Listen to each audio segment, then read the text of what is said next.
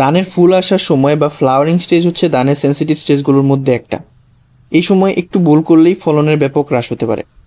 আমরা যদি জমিতে সবসময় যত্ন করলাম, কিন্তু যে সময়তে যত্ন করার দরকার এই সময়টাতে যদি আমরা যত্ন করতে না পারি, তাহলে যে লাভ সেই কত। আমরা অনেকেই জানি না এই সময়টাতে কোন কাজগুলো করব আর কোন কাজগুলো করব না। তো আজকের এই ভিডিওটিতে আমি এটা ক্লিয়ার করার চেষ্টা করব ধানের ফ্লাওয়ারিং স্টেজে কোন কাজগুলো করব আর কোন কাজগুলো অবশ্যই আমরা করব না। শীষ বের হওয়ার পর থেকে ধানের ফ্লাওয়ারিং স্টেজ প্রায় 5 থেকে 10 দিন স্থায়ী হতে পারে।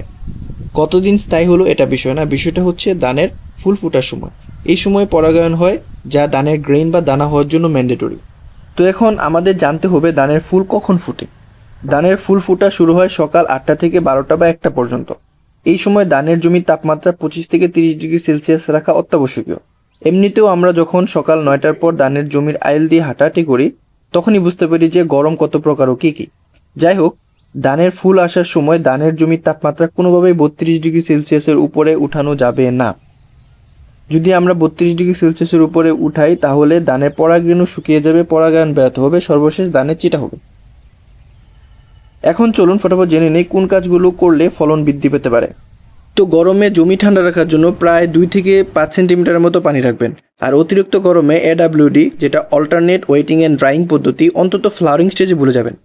শীষ বের হওয়ার পূর্বে বোরন বা পটাশ প্রতি লিটারে 1 গ্রাম করে স্প্রে করে দিতে পারেন।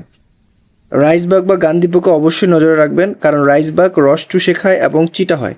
শীষের দিকে লক্ষ্য করলে দেখবেন কালো কালো স্পট বা কালো গ্রেইন, এটা রাইসবাগেরই কারণ। এবার আসি কোন কাজগুলো অবশ্যই আমরা করব না। কীটনাশক বা ছত্রাকনাশক অবশ্যই ফ্লাওয়ারিং স্টেজে আমরা স্প্রে করব না। যদি অত্যাবশ্যকই হয় যে স্প্রে করতেই হবে, তাহলে আমাদের বিকালে অথবা সন্ধ্যার দিকে স্প্রে করতে হবে, কারণ ওই সময় ফুল ফোটে না, ক্ষতিটা কম হবে। আর পানির বিষয়টা আগেই ক্লিয়ার করে দিয়েছি, ভুলেও ইউরিয়া বা নাইট্রোজেন জাতীয় সার দেওয়া যাবে না। এক কথায় বলতে গেলে ফ্লাওয়ারিং স্টেজে সকাল 8টা থেকে 1টা পর্যন্ত কোনো ধরনের কাজকাম জমিতে আমরা করব না। এতে পলিনেশন ভালো হবে, ধানের চিটা কম হবে, ফলে ফলনটা আমরা ভালো পাবো। আর আপনার কৃষি বিষয়ক যে কোনো সমস্যার সমাধান পেতে নক করতে পারেন।